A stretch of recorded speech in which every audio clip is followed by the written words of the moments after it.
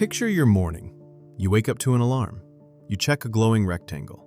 You rush through food, messages, traffic, work, chores, and tiny little decisions that somehow drain your whole nervous system. Then someone says ancient humans had it hard. And yes, they did. But the real answer is far stranger.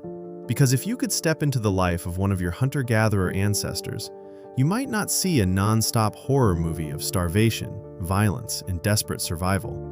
You might see something more confusing. Long walks, shared food, skilled tracking, storytelling, childcare, gossip, laughter, ritual, boredom, sudden danger, and a surprising amount of time spent doing what modern people almost never do, paying attention. So what did ancient humans actually do all day? The answer changes depending on where and when your ancestors lived. A person on an Ice Age steppe did not live like a person in a tropical forest, and a coastal shellfish collector did not live like a mammoth hunter. But for most of human history, your ancestors were foragers. That means they got food by hunting animals, gathering plants, fishing, digging, scavenging, tracking, and sharing. Agriculture is only the last thin page of the human story. Your brain is much older than the farm. For hundreds of thousands of years, a normal day was not organized by clocks, bosses, school bells, or calendar notifications. It was organized by weather, hunger, daylight, seasons, children, social bonds, animal movements, ripe fruit, water sources, and the mood of the group. Could you handle a day like that? The first thing to understand is that ancient humans were not randomly wandering around hoping food appeared. They were experts. A skilled forager could read a landscape almost the way you read a phone screen. A bent blade of grass could mean an animal passed recently. A bird call could reveal where honey might be. A patch of tubers could be remembered for months. Footprints, smells, clouds, wind, insects, and broken branches were information. Your ancestors lived inside a giant map. Anthropologist Richard Lee studied the Juhoansi people of the Kalahari in the 1960s and found something that surprised many outsiders. Foraging life could involve fewer hours of direct food getting than expected. His research helped challenge the old idea that hunter-gatherers spent every waking minute on the edge of starvation. That does not mean life was easy. It means survival depended less on constant labor and more on knowledge, cooperation, and timing. You did not just work hard, you worked smart, or you died. A typical day might begin slowly. No alarm, no sharp line between home and workplace. Children wake near parents and relatives. Adults notice the temperature, wind, cloud cover, and sounds nearby. Someone remembers that certain berries are ready. Someone else heard animals in the night. A few people discuss where to go. Others stay close to camp. Already the day is social. Your ancestors did not live as isolated nuclear families sealed inside private houses. They lived in small bands, often around a few dozen people, connected to wider networks of relatives, trading partners, marriage partners, and neighboring groups. Food, stories, tools, favors, and responsibilities moved through these networks. Your life depended on other minds. Could that be why rejection still hurts so much? In a forager camp, childcare was not only a private job performed by one exhausted parent. Anthropologist Sarah Blaffer Hrdy argued that human children evolved in a world of cooperative breeding. That means mothers were often helped by fathers, grandparents, siblings, aunts, uncles, and unrelated group members. Human babies are unusually needy. They are born helpless. They cry, cling, learn slowly, and demand enormous attention. One adult alone would struggle. So your ancestors made childhood a group project. A child might spend the day watching older kids, poking sticks into dirt, practicing tiny versions of adult skills, listening to stories, and being passed between caregivers. Play was not useless. Play was training disguised as fun.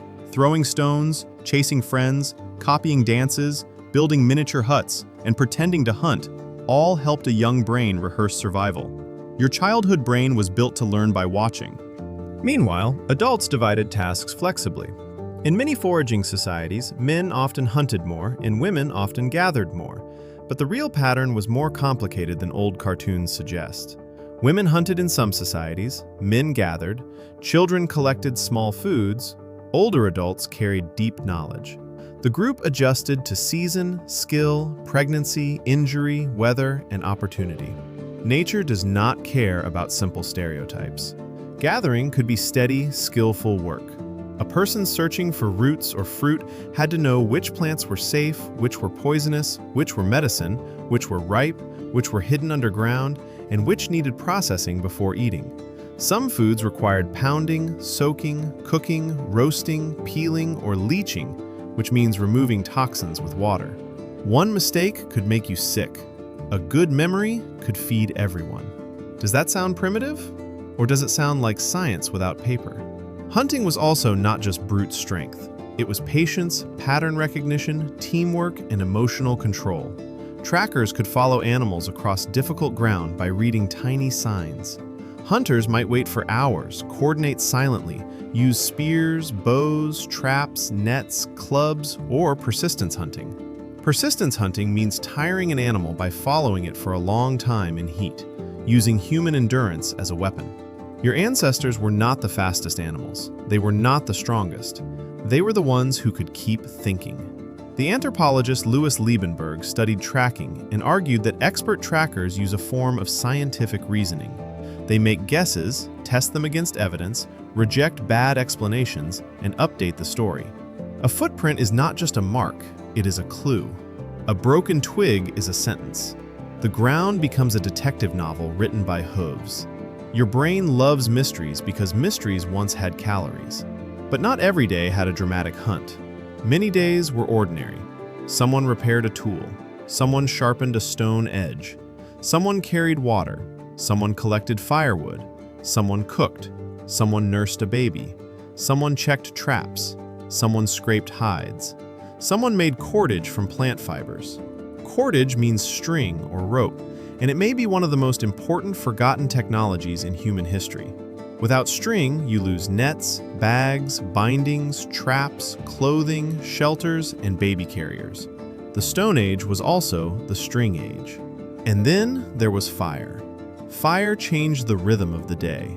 It gave warmth, light, protection, cooked food, and a social center. Cooking made some foods safer and easier to digest. Primatologist Richard Wrangham has argued that cooking played a major role in human evolution by increasing the energy your ancestors could get from food. More usable energy may have helped support larger brains. A campfire was not just a tool, it was a meeting place. Around fire, the day could turn into language. People told stories, they joked, they warned children, they remembered dead relatives, they discussed conflicts. They shared information about animals, plants, water, weather, and other groups. Storytelling was not entertainment separate from survival. It was survival wearing a voice. How do you teach someone about a danger they have never seen? You tell a story. This is where your modern brain begins to look less modern. You are drawn to gossip because gossip once carried social information. Who is generous? Who lies? Who is brave? Who is dangerous? Who can be trusted near children? In a small group, reputation mattered. A person who refused to share might be mocked, avoided, or pressured. A person who shared well might gain allies. Your ancestors lived in a world where social judgment was not background noise. It was law. There were no police, courts, HR departments, or written contracts for most of human history. Instead, groups used reputation, teasing, anger, praise, ritual, and sometimes expulsion to control behavior. That sounds informal, but it could be powerful. In a world where no one survives alone, being seen as selfish could become dangerous. So when your brain panics over embarrassment, it is not being random, it is remembering. But ancient daily life was not a paradise. That myth is just as wrong as the misery myth. Injuries could be serious, infection could kill, childbirth was risky, food shortages happened, violence happened, infants died, teeth wore down, parasites spread. A bad season could threaten everyone. Your ancestors had no antibiotics, no emergency surgery, no grocery stores, and no guarantee that tomorrow would be kind. The past was not easy. It was intimate. Pain happened close to the group. Birth happened close. Death happened close. Food happened close. Conflict happened close. You did not outsource your life to distant systems. You knew who made the tool, who found the honey, who carried the child, who told the lie, and who shared meat after a lucky hunt. Modern life gives you comfort. Ancient life gave your senses a job. For much of the day, your ancestors moved, walking, squatting, climbing, digging, carrying, throwing, dancing, sitting on the ground, rising again.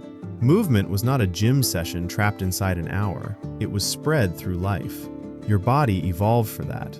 Not constant maximum effort, not sitting motionless for 10 hours. Rhythmic, varied, useful movement. Is it any wonder your back complains in a chair? Your ancestors also rested. This matters. Rest was not failure. Rest was strategy. Energy was precious. A body that wasted calories for no reason did not get a trophy. It got hungry. So people sat, talked, groomed, watched children, repaired tools, dozed, and waited for the right moment. Modern culture often treats every quiet moment as laziness, but your ancient body may see rest as intelligent energy management. Sometimes doing nothing was doing something. The economist Marshall Salins famously called hunter-gatherers the original affluent society, not because they had many possessions, but because their wants were often limited, and many needs could be met without endless accumulation. That phrase has been debated, and it does not describe every group in every environment, but it points to a counterintuitive twist. Maybe ancient poverty was not always having little. Maybe modern poverty is needing endlessly. Your ancestors owned fewer things because they moved. Every object had a cost. A tool had to be carried. A decoration had to matter. A container had to earn its place. A heavy, useless possession was not a status symbol. It was a burden with a handle.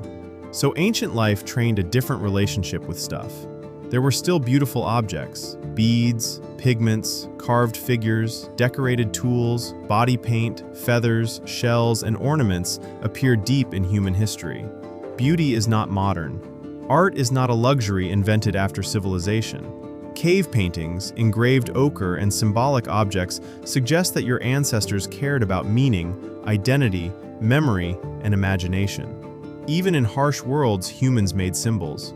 Why paint an animal on a cave wall? Why wear shells far from the sea? Why bury someone with care?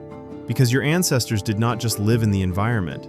They lived in stories about the environment. They lived with ancestors, spirits, animal powers, taboos, rituals, and shared meanings. The exact beliefs varied, and many are lost forever, but the human urge to make meaning is ancient. Your brain does not only ask, "What can I eat?" It asks, "What does this mean?" Evening may have been one of the most human parts of the day. After food was found, cooked, shared, or missed, the group gathered. Children became sleepy, adults talked. The fire created a small circle of light against a huge, dark world. Outside that circle were predators, noises, stars, spirits, memories, and unknowns. Inside it was the tribe. A researcher named Polly Wiesner studied firelight conversations among the Juhoansi and found that daytime talk often focused on practical matters, while nighttime talk around fire shifted towards stories, social bonds, and imagination. Firelight may have helped expand the human social world after sunset. Day was for tasks. Night was for meaning. Your ancestors ended many days not by scrolling alone, but by entering a shared dream with other people. And here is the strange mirror.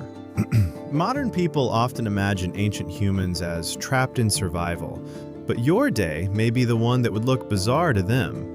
You spend hours under artificial light, surrounded by strangers, obeying clocks, sitting in boxes, buying food from people you never meet, worrying about opinions from faces you will never touch, and staring into a device that contains more social information than any ancient nervous system was designed to handle.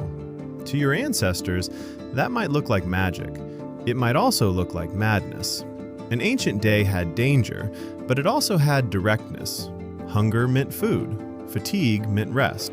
A conflict had a face. A story had a voice. A tool had a hand. A child had a circle of watchers. The world was not simple, but it was often immediate. Your brain still expects that world. That may be why modern life can feel strangely exhausting, even when it is physically safer. Your ancient brain is trying to solve Stone Age problems inside digital weather. It scans for status. It fears exclusion. It craves movement. It needs sunlight. It watches faces. It wants shared meals. It looks for stories around the fire. But the fire is now a screen. So what did ancient humans actually do all day? They listened to landscapes. They followed animals.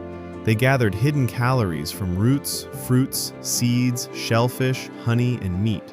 They made tools, repaired relationships, taught children, judged character, told stories, cared for the sick, rested when they could, moved when they had to, and turned ordinary survival into culture. They were not stupid. They were not simple. They were not you in animal skins. They were minds shaped for a world where every sound mattered, every friendship mattered, every season mattered, and every day was a negotiation between hunger, danger, memory, skill, and belonging. The next time your alarm screams and your glowing rectangle pulls your eyes open, remember this. Your ancestors also woke up into uncertainty, but they did not wake up to a schedule. They woke up to a living world. And somewhere deep inside your brain, a much older part of you is still listening for footsteps in the grass.